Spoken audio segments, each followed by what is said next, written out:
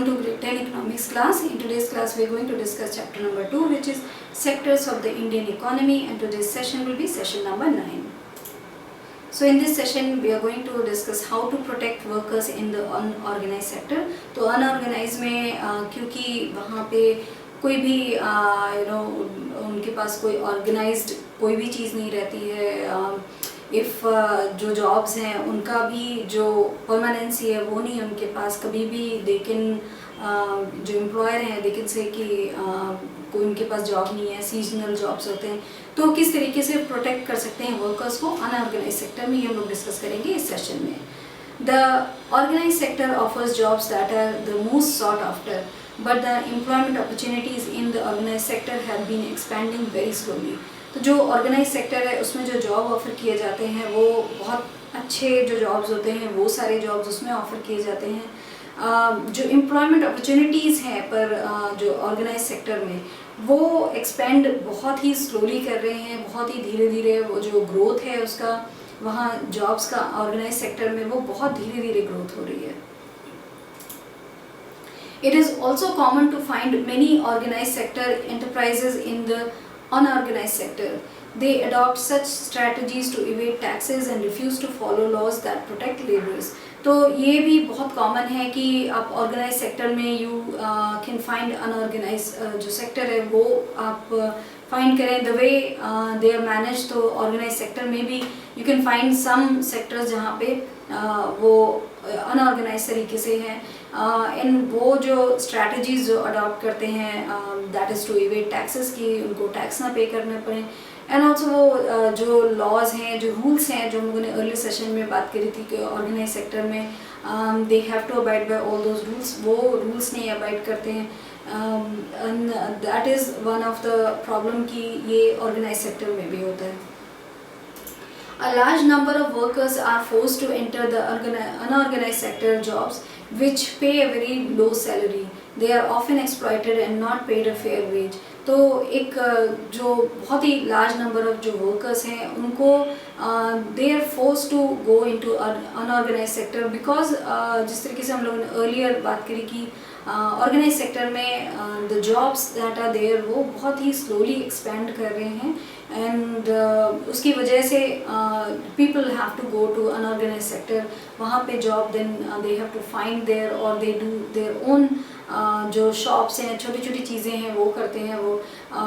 इन unorganised sector में जो very salary जो है वो भी बहुत लो रहती है, एंड अनऑर्गेनाइज सेक्टर में बहुत एक्सप्लॉइट भी किया जाता है, एंड उनको जो फेयर वेज है वो नहीं दिया जाता है बिकॉज वहाँ पे rules and regulation people are not following those rules and regulation वो हैं बट लोग फॉलो नहीं करते हैं. That is why that sector is called unorganise sector.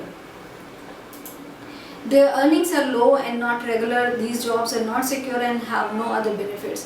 तो यहाँ पे जो लोग काम करते हैं their earnings are very low and वो regular earning नहीं है. Some of them are seasonal jobs हैं और कभी भी वो jobs हैं वो छूट सकते हैं उनके. So that is why जो earnings हैं वो भी बहुत low हैं, and then regular earnings नहीं है, and ये जो jobs हैं these are not secure jobs. तो वो ऐसा नहीं कि वो permanent jobs होते हैं in unorganized sector. And also if you talk about benefits जो organized sector में मिलते हैं, medical benefits, sick leaves and all those things, वो सारे कुछ भी जो benefits हैं they are not there in the unorganized sector. Since the 1990s, it is also common to see a large number of workers losing their jobs in the organized sector. And if we talk about organized sector, अगर हम लोग देखें since 1990s ये भी बहुत common हो गया कि लार्ज नंबर ऑफ जो एम्प्लॉयज़ हैं उनको भी जॉब छोड़ना पड़ता है, वो उनका भी जॉब चला जाता है इन ऑर्गेनाइज सेक्टर में. अगर आप लोगों को बच्चों याद हो तो बहुत सारे आईटी फर्म में ऐसा होता है कि अगर वहाँ पे उनके पास कॉन्ट्रैक्ट नहीं है तो ऑल ऑफ अ सडन बहुत सारे लोगों को ले ऑफ दे दिया जाता है. सो ये ऑर्गेनाइज सेक्टर में भी होता है बट अनऑर्गेनाइज सेक्टर में ये चीज़ें ज़्यादा होती है. These workers are forced to take up jobs in the unorganized sector with low earnings. So whenever organized sector के people who are working there अगर उनको lay off मिल जाता है तो where would they go? वो जाएंगे eventually they have to go in unorganised sector, उनको वहाँ पे जाके जॉब्स ढूंढने पड़ेंगे and they also then will earn very low earnings. वहाँ पे बहुत ही कम जो अर्निंग्स है वहाँ पे उनको मिलती हैं, but they have to make some earning. That is why अगर जो अनऑर्गेनाइज सेक्टर है वहाँ पे वट एवर इज़ अवेलेबल, तो ऑर्गेनाइज सेक्टर में भी अगर ले ऑफ होता है then people go there for at least having something, जो कुछ भी अर्निंग्स हो उसके लिए they have to go there. Hence, besides the need for more work, there is also a need for protection and support of the workers in the unorganized sector. तो इन सारी चीज़ों को देखते हुए besides the need for more work की जो need है, उसके अलावा भी there is a need for protection होना चाहिए and support of the workers वो भी होना चाहिए in unorganized sector. In the rural areas, the unorganized sector mostly comprises of landless agricultural laborers, small and marginal farmers, sharecroppers and artisans such as weavers, blacksmith, carpenters and goldsmith. तो if we talk about rural area की अगर हम लोग बात करें तो वहाँ पे unorganized sector mostly उसमें आते हैं जो landless agricultural laborers हैं, वो लोग आते हैं अनऑर्गेनाइज सेक्टर में। स्मॉल एंड मार्जिनल जो फार्मर्स हैं वो उस सेक्टर में आते हैं अनऑर्गेनाइज में। एंड कुछ लोग जो क्रॉप जो शेयर करते हैं वो लोग हैं। एंड आर्टिसन जो होते हैं एंड उसमें आते हैं वीवर हैं, ब्लैकस्मिथ हैं, कारपेंटर, गोल्डस्मिथ, जो छोटे छोटे लेवल पे भी अपना काम कर रहे हैं।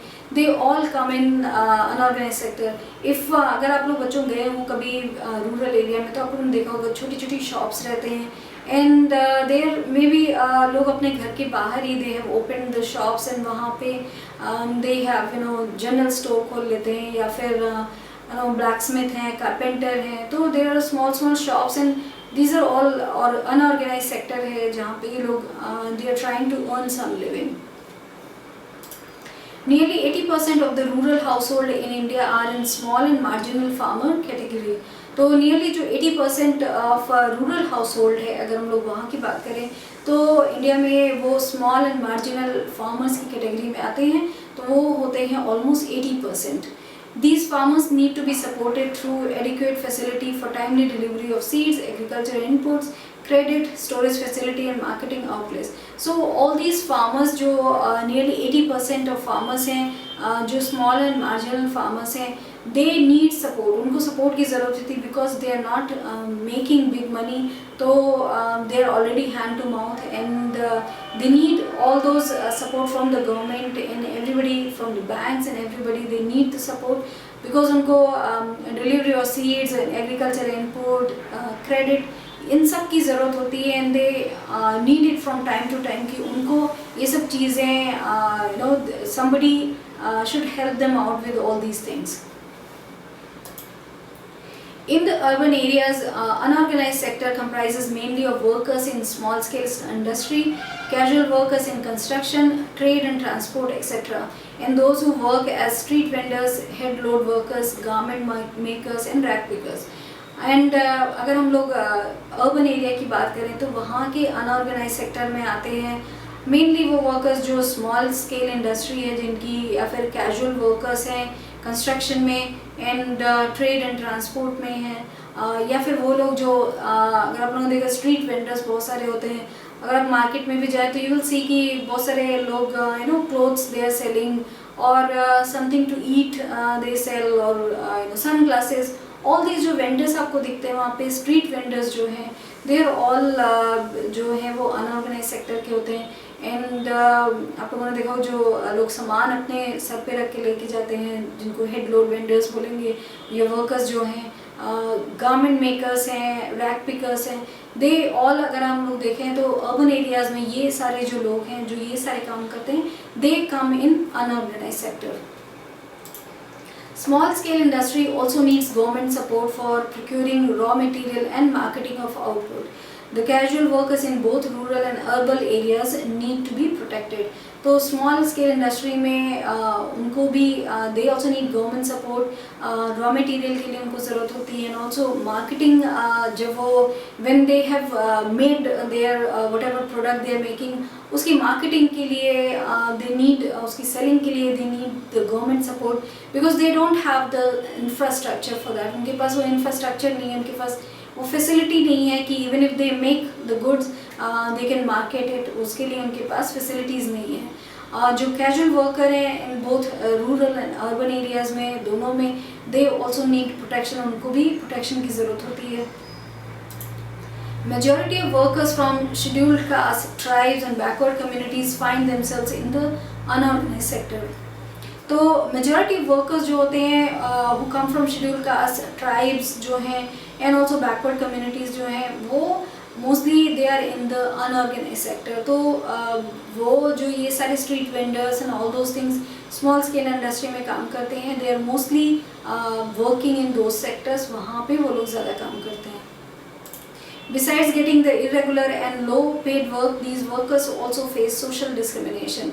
तो the workers that we just discussed कि वो जो tribes हैं या फिर scheduled caste हैं या फिर backward community हैं, उनमें besides उन लोगों को irregular काम मिलता है because वो काम कर रहे हैं unorganized sector में, और also उनको जो सैलरी है या फिर जो पेमेंट है उनका वो बहुत लो होता है, उसके साथ ही they are also discriminated socially, उनको डिस्क्रिमिनेट किया जाता है बेस्ड ऑन जो कास्ट है या वेयर दे बिलोंग, जिस सोशल स्ट्रक्चर को वो बिलोंग करते हैं, based on all those things उनका जो सोशल डिस्क्रिमिनेशन है वो भी होता है। Protection and support to the unorganized sector workers in this necessary for both economic and social development. तो प्रोटेक्शन एंड सपोर्ट जो है अनऑर्गेनाइज सेक्टर में वर्कर्स को, वो बहुत इसीलिए इम्पॉर्टेंट है, both economic and social development जो उनका है, वो दोनों चीज़ों में उनका डेवलपमेंट जो है वो बहुत ज़रूरी है, because they don't have the skill required and also they are not in the organise sector जहाँ पे they have the facility of regular work and also जो सैलरी है उनकी वो बहुत कम होती है।